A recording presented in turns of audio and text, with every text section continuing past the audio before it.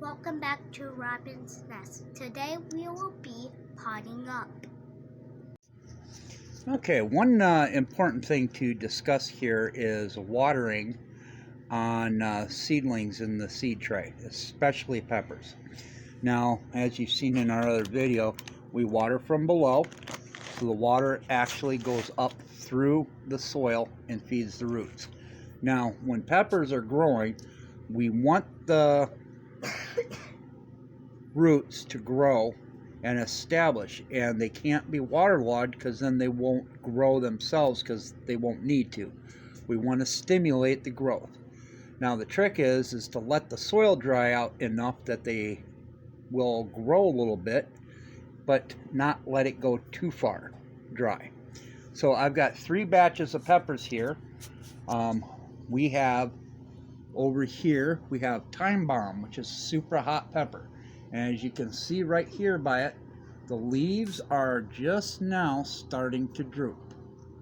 That is a good indicator that it's dry and it's time to be watered. We come over here to this Everman jalapeno and brown flame habanero. You see the leaves are perky and they're good to go. So we will not have to water that today. And then we come over here to, we've got Santa Fe Mariachi right here. As you can see, these are drooping pretty bad. These might be overly dry. So to give you what to look up, I'll be able to rescue these guys, but there's a good idea. I'm going to be doing some potting up with Adrian here in a few minutes, so I'm only going to water the ones that I need to. As my lovely son indicated, we are going to be doing some potting up right now, and I wanted to show you exactly when to do it and how we do it. Now here at Robin's Nest, if you've seen our videos before, we reuse everything. Yeah, recycling is good, but reusing is even better. So we use, for the next size up, these Brisk iced tea plastic bottles. Now in the course of getting it ready, what we have happen is we cut off the top and then we drill 5 holes in the bottom with a Dremel. And it's ready for our next size up. All right, here we are with some Time Bomb. These are super hot. They run about 12 to 15. I almost said something stupid. They run 1.2 to 1.5 million Scoville units. These guys are about ready. I think they're about ready to pot up.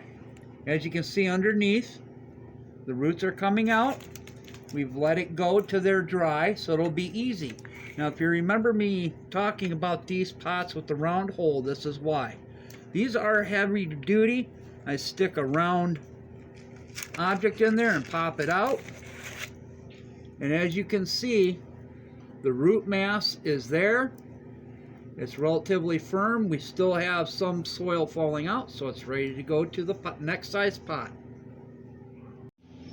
Okay, now the pot up procedure. We'll show it in detail. Here's the repurposed plastic bottle, and don't give me any grief about using plastic bottle. We all drink from plastic bottles, but we are reusing it. We are not recycling it. This is way better. Now we've got in the plant here, as you can see how advanced they are. They're dried out. As you can see, some of them are starting to wilt. Just push in that big hole at the bottom, and these pop out, and they're so much better than the flimsy slotted ones. I take the pepper, put it on the side right there of the bottle, and then put in soil, pack it down around the root ball. Leave some space for water. Very important to tag it, and these are Time Bombs. So there we go with that. And on to the next one.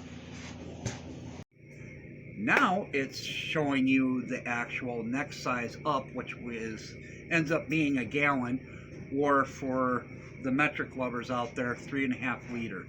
As you can see over here, we've got a batch of brown flame habaneros, and these guys are ready to go for the next size. If you look closely, you'll see the roots are growing in nice and tight and are improvised growing.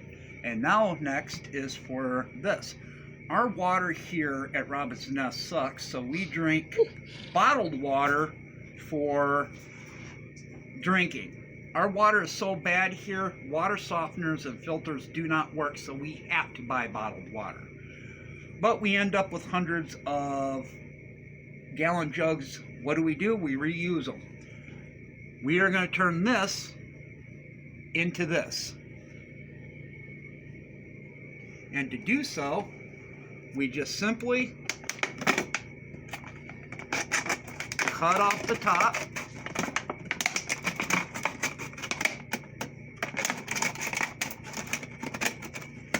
Just like so.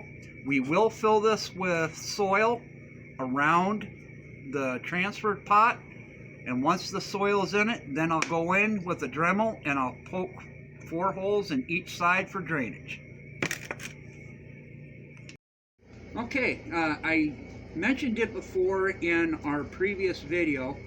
Using homemade compost and soil will work if you're set up, but like I said in a comment before the previous video, prior lack of planning in a nice Michigan winter, I can't really get into my compost pile. So I am using this brand in my indoor grow. It is Happy Frog from Fox Farm, and this brings up another point. We picked this up at a hydroponic shop, which most people would equate with the cannabis growing industry, which is sprouting up all over. Even if you have an aversion to that plant and what it entails, those stores are the best place to get nutrients and growing medium for tomatoes and peppers. There's a lot of similarities in it. And here we are with our pot up procedure to the next size, which in the US is 1 gallon. Now, as you see here, our plant has multiple levels of true leaves out. We're at 5. I have not watered this for 3 days, so it's nice and dry, and as you can see, we have good root mass in it. Now, don't panic, because I do reuse these, but we just simply cut off the side of the bottle, just like that. Open it up, reach in, and gently pull that root ball. See how I do have some material loose. It's not solid, it's not root bound. And that's going to be going in here. We start this off by putting a little bit of soil in the bottom.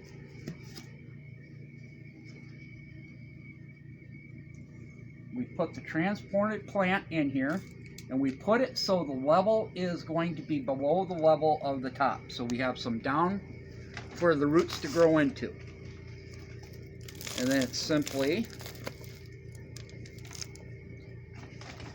put loose soil around the plant, and then work it down in so we get all those air pockets out of it.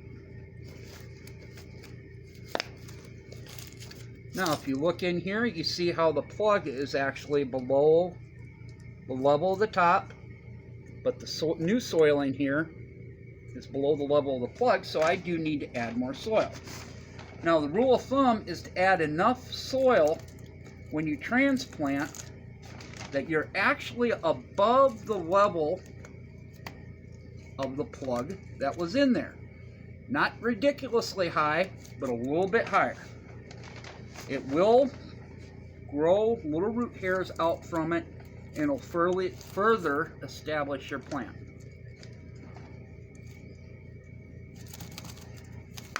Pack it in. And now I'm all set. Am I forgetting anything, Robin? Yeah. Now here we go at the bottom of it, because we still want drill holes. Put 3 or 4 at the bottom.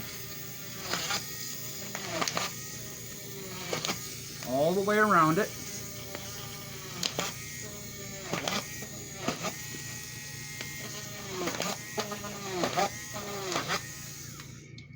That's simple.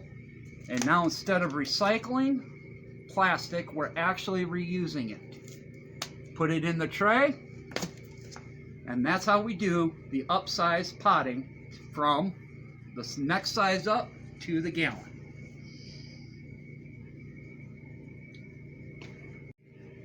Well, and there we go with our next step up. Sorry for the commotion in the back. We've got baby goats in the living room. Yeah. That's such joy. That's a whole nother video that will be coming. One thing I do want to discuss in all seriousness is the use of plastics. There's a movement out there that is anti-plastic everything. We are not burning our plastic. We are not burying our plastic. We are reusing it. And for those out there that claim that it picks up chemicals and microplastics in the plant, stop and think about this for a logical second. These are water jugs. Those here, down here, these are tea jugs, tea bottles. They are not going to pick up any appreciable amount of plastics or contaminations. When you recycle something, it takes energy. When you reuse something over and over and over again, you are not using any more energy. You are not contributing to degradation of the environment. I don't care how rabid of an environmentalist you are. The end result is reusing is preferred. And to be honest with you, with the thousands and thousands of plants that we grow every year and are documenting this year, this is a win-win for everyone, and I don't have to buy seed trays, which are plastic. Use your head, everybody. Be a good steward of the environment and have fun planting. Have fun gardening and prepare to be more self-sufficient. From everyone at Robin's Nest, including Robin, who is holding the phone, and Adrian, who introduced you to the video, we tell you goodbye and see you in the next video.